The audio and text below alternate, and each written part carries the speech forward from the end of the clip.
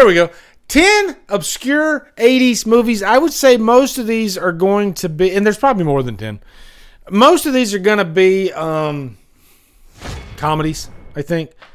Coming of age comedies, stuff like that. And ground rules, I didn't go and rewatch all these movies. I just don't have the time. I just remembered them.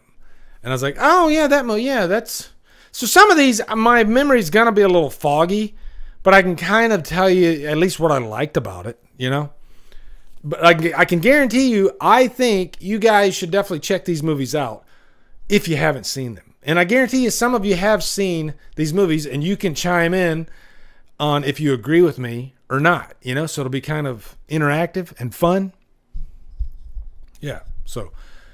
no particular order either, guys, okay? I'm not doing a number one, although there is one movie that I was the most excited about recommending to you guys. So when we get there, I'll tell you, okay? But I'm not going to put it at number one. All right. Here we go. And you know what? Dave, you're right. I think I did mention this one last time, but I couldn't help it. I got to do it again. Porky's. I freaking love Porky's, guys. Come on. Anytime I get a chance to talk about Porky's, it is just a freaking gift of a movie. It represents a certain time period in Hollywood in the 80s, the raunchy teen comedy.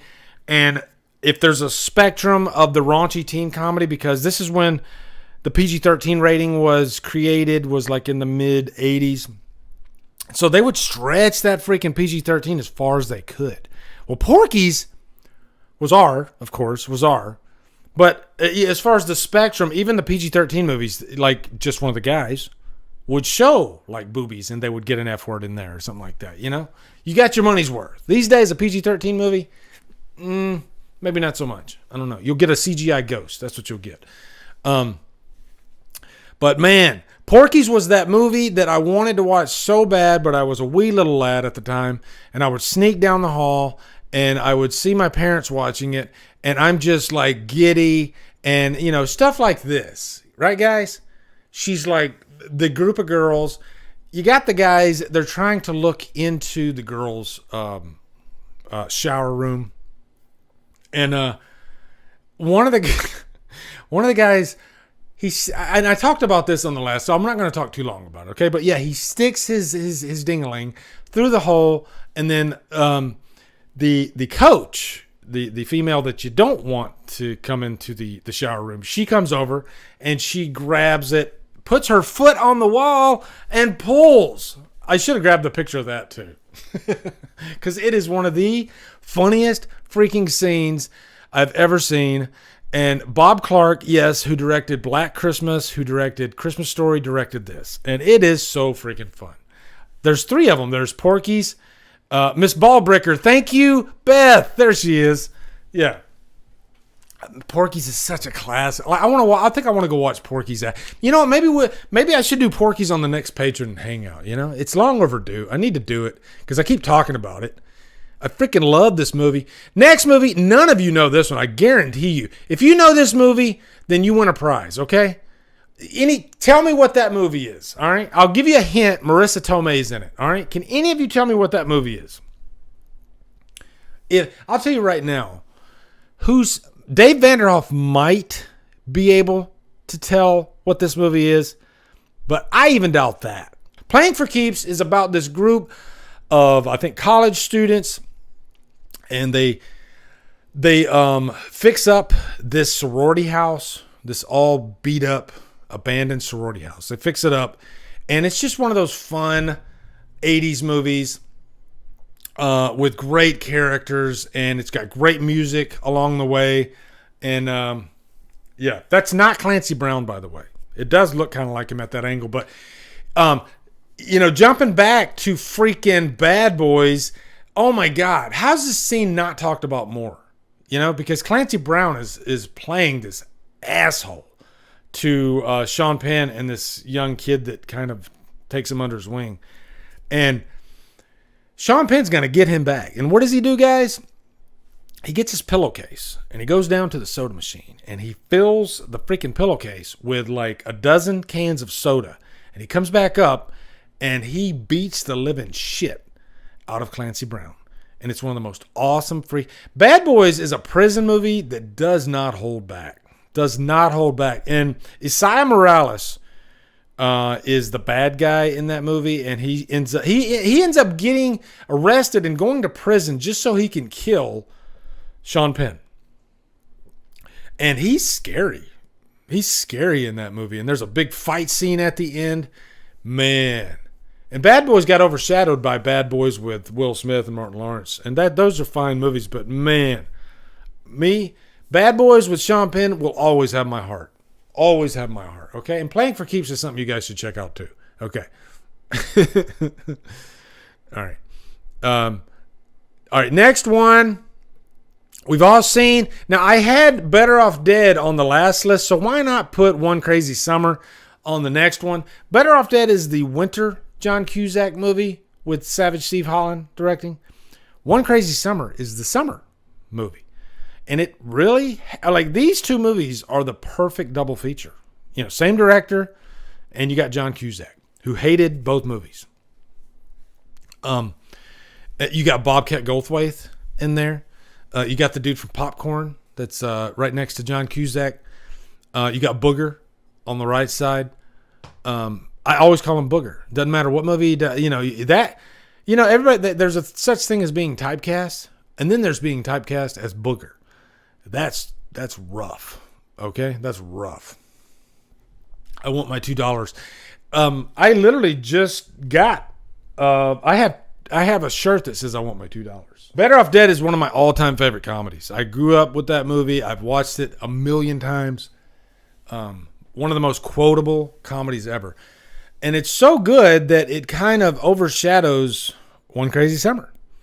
Like, you rarely ever hear anybody talk about One Crazy Summer, but it's good.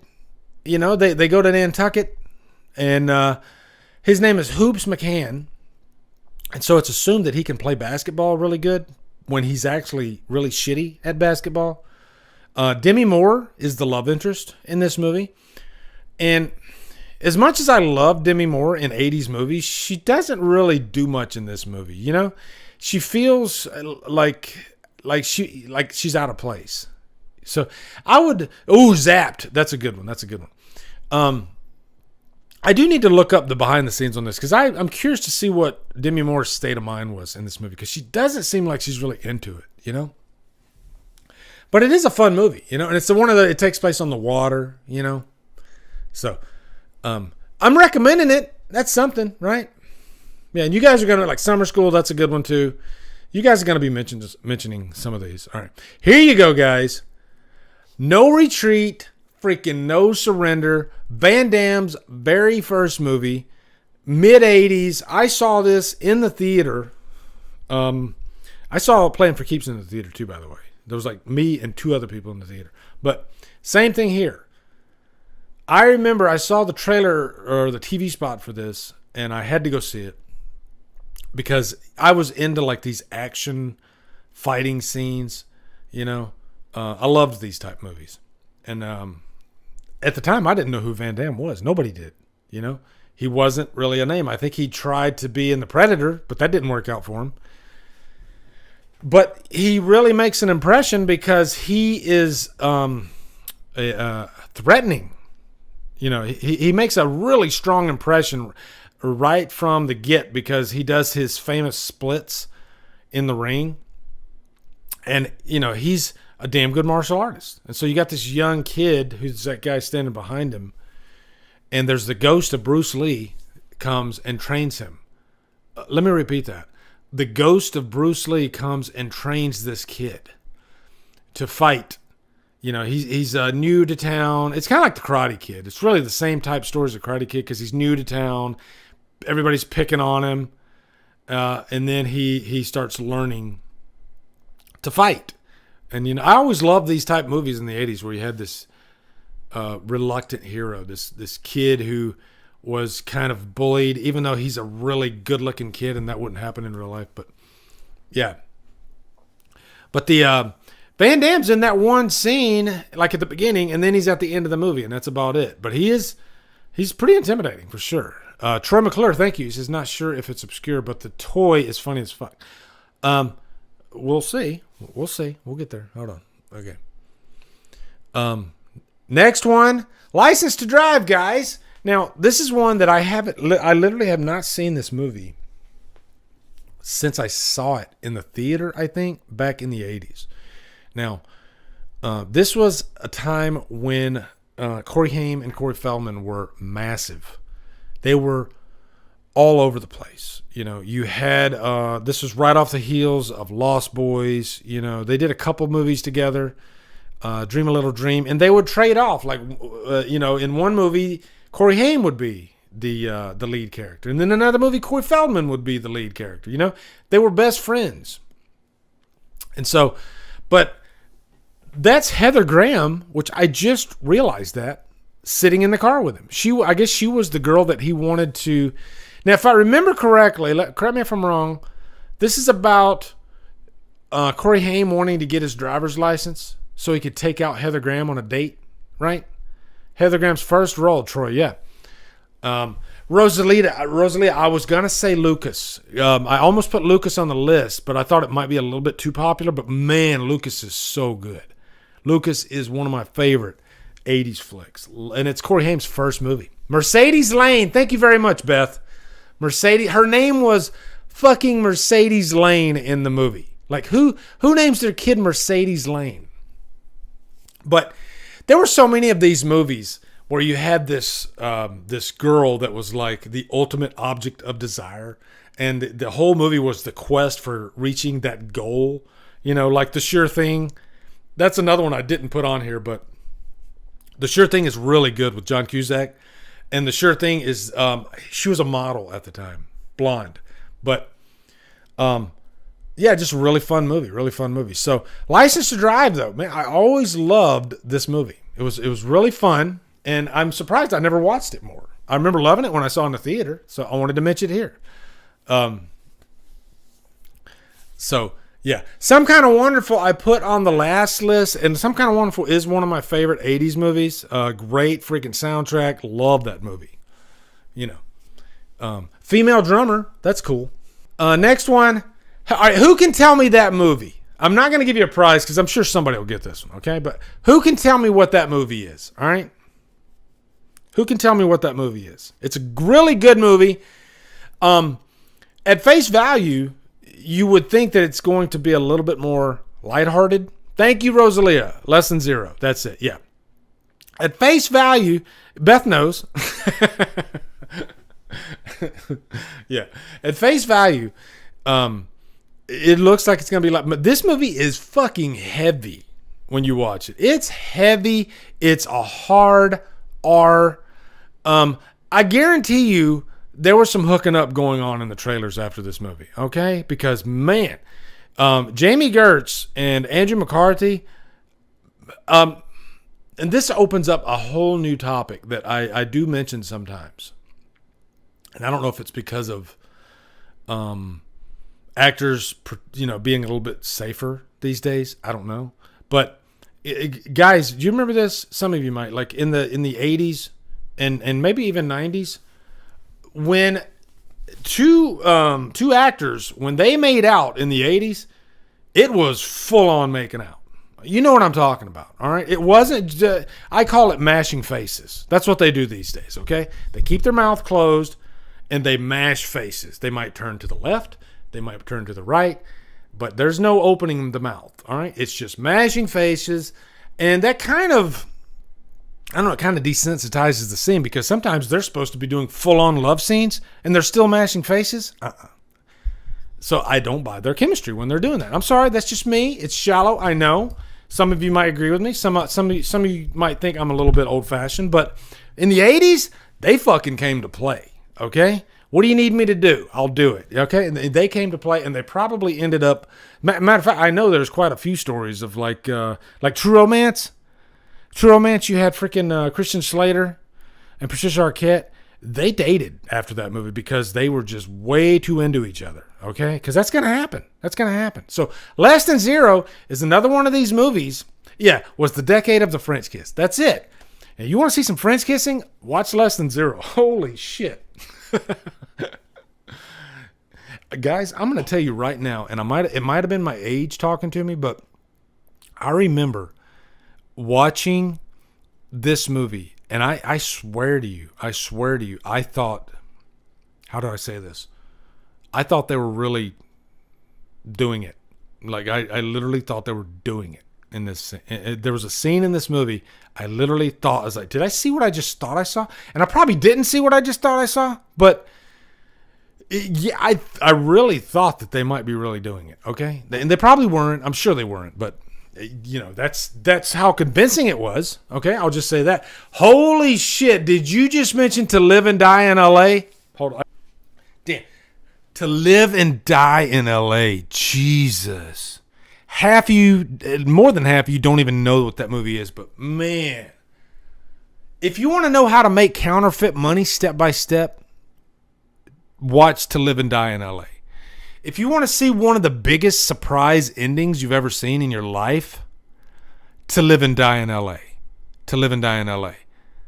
Oh my God.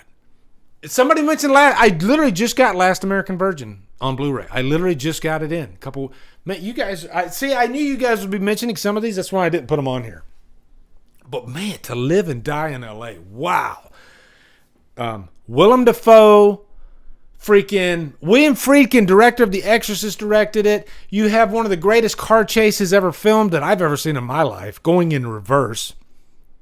Well, it's a car going down the wrong way. Like a car chasing another car. They're on like a 6-lane highway going the opposite direction. It's fucking insane. Insane.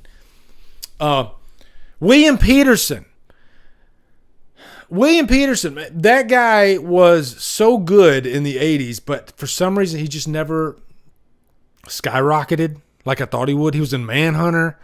He just had this intensity to him, you know? Man. Really good, man. That's To Live and Die in L.A. Jesus, guys. But Less Than Zero is good too. Next one, and this one's fun, okay? Brewster's Millions. I love this movie. I've always loved this movie because it's one of those, it's almost like a game, you know? It's like a game. He has this rich white uncle, okay, who doesn't really know him. And his uncle says, you have 30 days to spend $30 million. You have 30 days to spend $30 million. Now, here's the kicker. If you can do this, if you can spend $30 million, and this is in the 80s, which today it might be more achievable, but back in the 80s, a little tougher. But if you do it, you win $300 million. You get $300 million, okay? And so it's just fun to watch this guy try to spend all this money. And there's rules, too. You can't, like, gamble all of it. You can gamble, like, a percentage of it. You know, there's a whole list of different rules that you have to abide by. You can only donate so much money to charity, you know. So, you know, you got to go out to eat. And you can't have any liquid assets at the end of it. That's the kicker. That's what makes it really tough, you know. You got to have nothing to show for when you're done. So that's, you know, that's a lot of meals. Like I remember one of the things he does is he buys a stamp, like one of the most expensive stamps in the world, and then he mails it. Yeah, rip John Candy for sure. Rip Richard Pryor. Two greats. But man, Richard Pryor was in so many good, and John Candy they were both in so many great movies in the 80s. And they were two of the most likable actors, characters, you know, ever. And they had this talent that was just irreplaceable. Okay, next one. One of my all-time favorites, 48 Hours. Oh, my God. I saw this movie when I was really young. I was probably like maybe 10 years old. And I remember watching this movie, and it was one of those movies where, yeah, there's nudity in the movie, but it's the dialogue that is like shocking for back in the day. I mean, it's extremely explicit, sexually explicit. They're dropping F-bombs left and right. Eddie Murphy was a freaking king in this. And if you want one of the best performances by a comedian, by an action star, and this is before Beverly Hills Cop, but this was one of those movies where it's kind of an action movie for Eddie Murphy. You know, he kind of presented himself or proved himself as, you know, a viable action performer. And I think this might have helped him get Beverly Hills Cop. But this movie, I prefer over Beverly Hills Cop because the chemistry between him and Nick Nolte, because Nick Nolte plays Jack, and Jack is just a son of a bitch. You know, they don't really make characters like Jack anymore. He's just irritable all the time. He's not wanting to put up with Eddie Murphy's shit. I can't remember Eddie Murphy's name in the movie. Is it Willie? I can't remember. But he doesn't want to put up with his shit. So both of them are so freaking great off of each other. You know, because they're opposites. They're opposites. And they end up working together, and they kind of end up loving each other, you know? God, I wish I could remember his name, but Eddie Murphy's character is in Reggie. Thank you very much, Erica. Reggie is, how did I not remember that, by the way? I've seen this. I literally have this on VHS over here. I've seen this movie a million times. Matter of fact, did you guys used to like record movies onto VHS tapes when you were growing up? That's what I did. And I remember I recorded 48 Hours, and I just watched it over and over and over and over again. I even saw like the edited for television version, which is hilarious because they literally have to cut out every third word of dialogue. I mean, there's a lot of cursing and explicit language in this movie, and it's great. It's so freaking funny. But there's some heart in there too. There's some action in there, and yeah, I feel old, Erica, but yeah, I love this movie so much. I really, and I don't think they'll ever make a movie like this again. And I think you see a lot of buddy cop movies still to this day, but they can never, ever capture what 48 Hours captured. Sebastian, have you ever seen 48 Hours? Because I'm thinking Sebastian might be young, okay? And I'm thinking a lot of you might be young. And I'm sure that a lot of you have never seen 48 Hours. And I'm going to tell you right now, it's a freaking treat. It is so good. And it's definitely a staple of the 80s. But, man, I will even say this. I'll even say this right now. And this is a thought that kind of just came to me. But I will bet you Quentin Tarantino might have taken a little bit of influence by 48 Hours. Because this is a very dialogue-driven movie. But it's dialogue that is so entertaining. You know? You are hanging on every word in this movie because it's either hilarious or it's riveting or it's Eddie Murphy or it's Nick Nolte. They're both just so freaking good. So is 10 to Midnight, of course. 10 to Midnight's amazing. But yeah, 48 Hours, guys. I could talk for an hour about how much I love 48 Hours. Oh, God, what a movie. This would probably be easily in my top 3 of this list, for sure. Sebastian, do me a favor. Watch this movie. Let me know what you think. I'm telling you, I'm giving you a guarantee, okay? I don't give a guarantee unless it's great. Yeah, Eddie, yeah, I saw a little bit of the new You People, and it just every time I watch Eddie Murphy these days, it just makes me miss Eddie Murphy from the 80s. You're never going to get that again. You're never going to. That's a great observation, Beth. That's a great observation. Okay. Okay, next one. Who can tell me what that is? Who can tell me what that is? I guarantee you some of you can. Come on. Who can tell me what that is? This is a classic. It's a classic that nobody knows about. It's another one of those movies that I recorded onto VHS, and I watched it over and over and over again. Wisdom, yeah. I had a feeling Dave would know what it is. Wisdom. Wisdom's a great freaking movie. But look at that. Commando freaking VHS. If you listen to the score of Commando, it sounds an awful lot like 48 Hours. Both of them have very similar scores. I think it's the same. I think it's Alan Silvestri.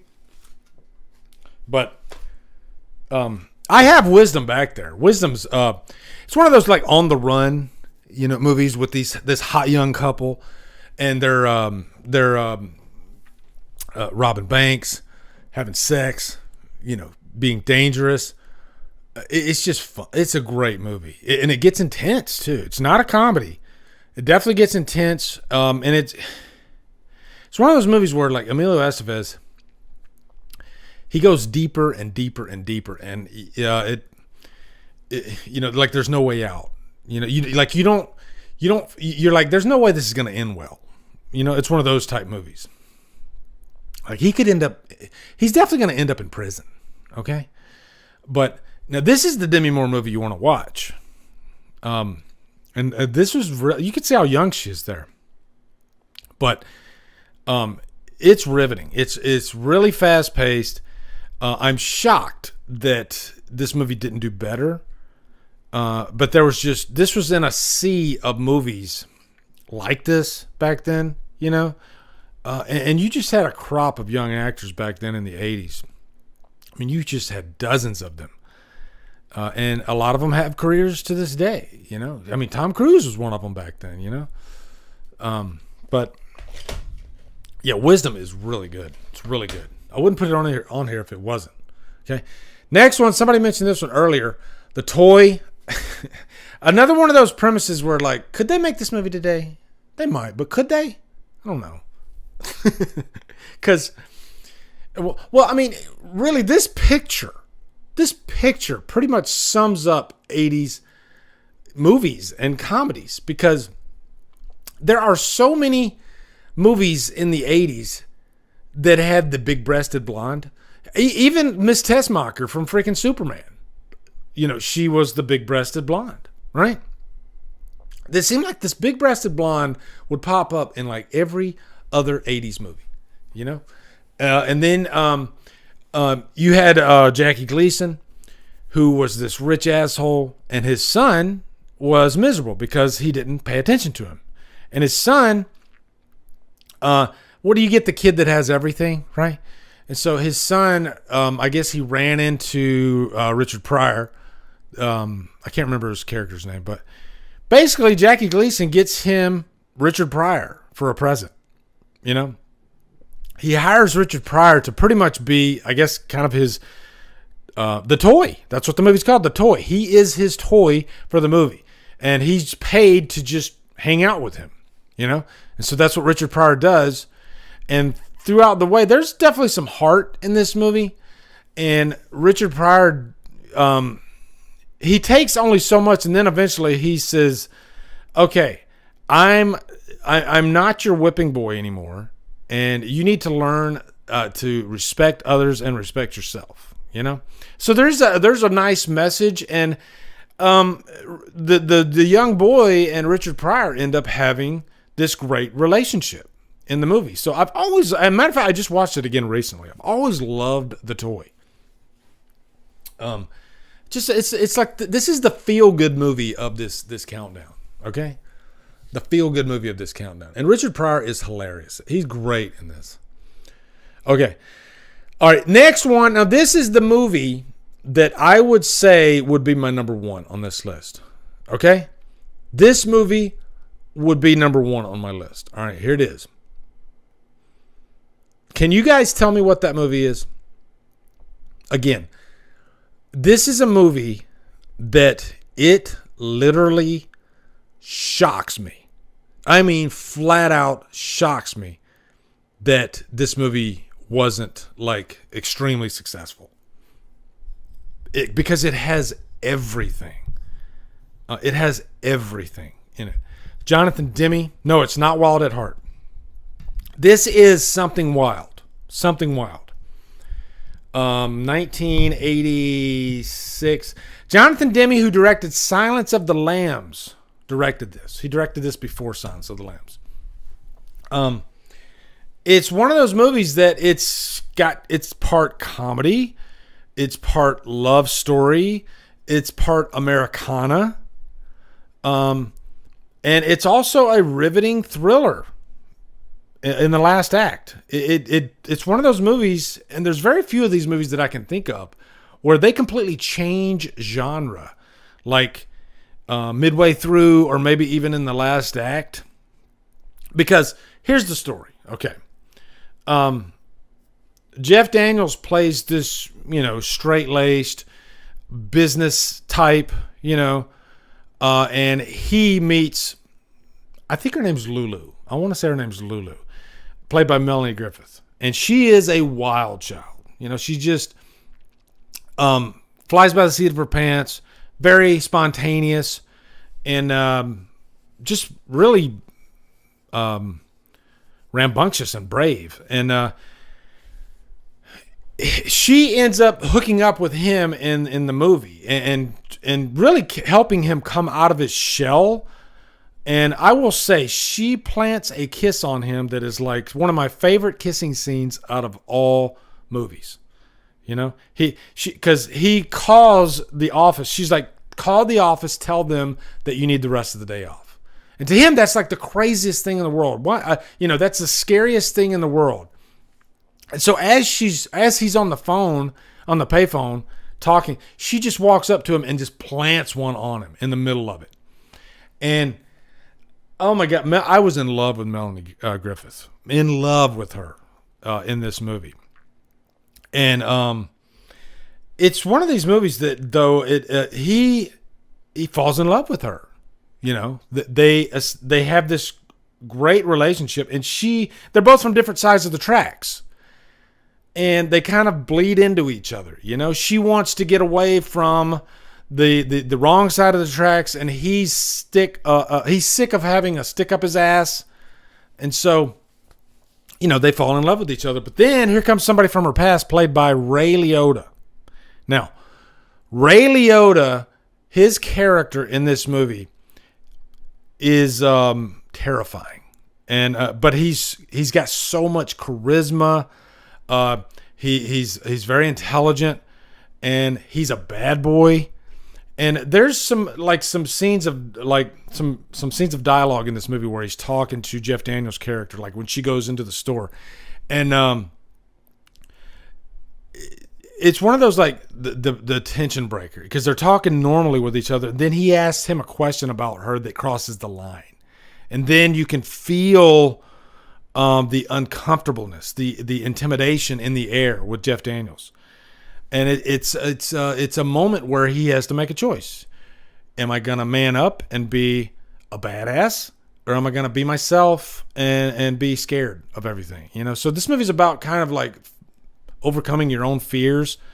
And I love this movie so much. It's something I've wanted to review it so many times, and I never have had the chance to do it. But something, if I could recommend one movie for the rest of my life, because I would want to recommend a movie that not everybody's seen, that most people haven't seen.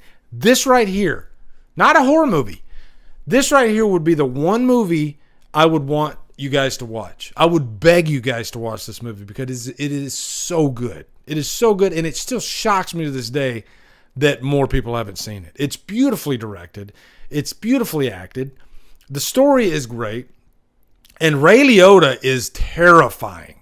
Like, this movie is so damn intense in the last act. Like, you will be shocked how intense this movie gets, And by the time it gets to that point, you are so in love with these two characters. You're on board with them, and you want them to be together, And there's a point where there's this tug of war between the two of them, and she's like, maybe this isn't going to work, He's too different. I'm too different. I don't think this is going to work. And then it's at that point where he has to make a decision and say, you know what? I love her. And so you can tell where I'm going with this movie. There's definitely a strong, intense love story there with irresistible characters. And Ray Liotta is terrifying. I can't stress that enough. He is... Oh my God. I'm telling you guys are going to be thanking me after you watch this movie, okay? I'm begging you to watch this, okay? I'm giving you a guarantee. This movie is wonderful. I think Beth's seen it. Beth, have you seen this movie? You sound like you've seen this movie. It's so freaking good. Oh, my God. It's one of my favorite movies. It really is. It's one of my all-time favorite movies. Okay, that would be my number one, but I think I have a couple more here for you. Secret of My Success with Michael J. Fox. Michael J. Fox was the it guy in the 80s. You know, he could do no wrong. He had Family Ties. He had freaking Back to the Future. He had Teen Wolf. But many people don't, remember that he had like a string of other movies that just boom, boom, boom. Like every year he would do another movie. And one of those that I always loved, thank you, Beth, Bright Lights, Big City. That was a good one. But Beth, is that the one that he did with Joan Jett? Was it Bright Lights, Big City? Or was that the other one? I think that was the other one that he did with Joan Jett, where he's like he's like a rock star. But Secret of My Success is awesome because he's wanting to break into like the corporate world. This is pretty much that world that you see in American Psycho, Patrick Bateman. And he is a country boy. He has a college education. And I think there's a relatable aspect to this movie because at the beginning, Light of Day, thank you very much, Beth. At the beginning, every interview he goes to, he's like, I don't have any experience because I just got out of college, So what he has to do is he starts in like the mailroom. He finally finds this one job where he can get, and he starts in the mailroom. But what happens is he ends up sleeping with the guy at the top, the very top of this massive corporation. The guy at the bottom, the very bottom that's in the mailroom, you can't see it. My hand is like way down here at the bottom, okay? That's where Michael J. Fox is. The guy's wife, or the guy is at the top.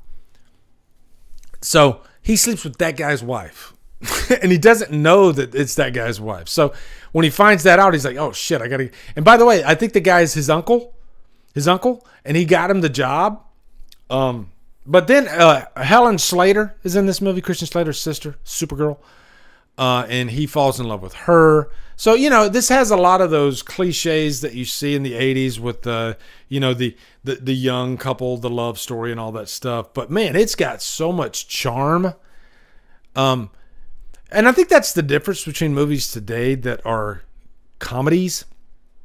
Comedies back then had characters that had, there was a little bit more below the surface than just comedy. Would you guys agree with me on this? You were so invested, and this was the day of the movie star. Michael J. Fox was a movie star back then, he was bankable. People went to this movie because Michael J. Fox. And what I mean by that is before he even says a word, he already has character. You already feel like you know him because he's Michael J. Fox. So all he's got to do is, have that Michael J. Fox charisma, which is what he does.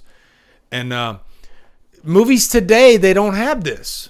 I think another example is they don't have to be funny all the time. Whereas movies today, they have to crack a joke every freaking fourth sentence, Back then, you could crack a joke once every, 10 minutes because you just were so into the characters. You loved them.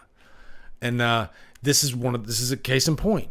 You really enjoy these characters in this movie because Michael J. Fox is just fantastic. And he's just, people don't realize how much charisma he had back in the day. And there's very few, I often relate Justin Long to Michael J. Fox. They do both have a similar style of acting, a similar style of charisma, and but I think even Michael J. Fox is like untouchable, like one of the most charismatic actors ever. So yeah, I never saw Explorers, funny enough, and I'm a huge River Phoenix fan. No, Stand By Me is not on this list because everybody's seen Stand By Me, and if you haven't, then that's a crime, okay? Because that's beautiful. All right. Next one. Here's an action movie. Can anybody tell me what that movie is? besides Dave Vanderhoff. Schwarzenegger, like Michael J. Fox, was cranking out movies, every year. And outside of Terminator, outside of Conan, I wanted to watch all of them. I wanted to watch Red Heat. I wanted to, though it's not Red Heat. I wanted to watch Running Man. And I wanted to watch Raw Deal. Okay, this is Raw Deal. Now, I'm going to admit, I haven't seen Raw Deal in ages, but it's one that in the 80s I watched like constantly. And you know what? I think it's that if you want a little bit of a different flavor Schwarzenegger movie that's not, it doesn't depend on action as much as movies like, like that, like Commando. This isn't Commando, okay? Don't expect Schwarzenegger, the freaking locomotive, steamrolling through baddies. That's not what this movie is. Yeah, there's an aspect of that, but this is more Schwarzenegger working his way in, kind of like a spy type movie, and you don't really get the big action scene until like the last act. It's more character based, and him kind of infiltrating, because he takes on this job for one of his friends, because he was like a sheriff in a small town, and so he takes on this job for one of his friend in this seedy underbelly. And there's just a lot of fun character moments in this movie. All right, and it's one of those movies, like when I first saw it, I didn't really like it that much, but then the more I watched it, the more I appreciated it, and then eventually I ended up loving it.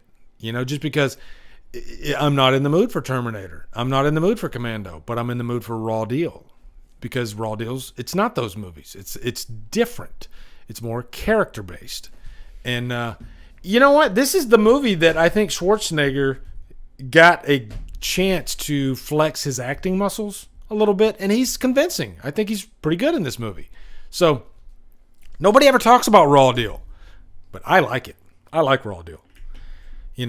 I think it's an acquired taste, but I definitely enjoy it. I like this one. Okay. That's it. That's the last one. You're at the end of the video. What's up, guys? Thank you for watching this DD Live clip. What that is after I do a live stream, I usually cover news items or just topical type stuff, or sometimes even reviews, top 10s, whatever. And I clip them out for your convenience so you can get bite-sized episodes from the live stream. So now that you're at the end, you can look over here or here somewhere, and you can click on the playlist that I have for the DD Live clips, and then you can watch other episodes. There's probably at least like 50 of them by now, maybe 100, who knows. Anyways, thanks for watching, guys. Love you.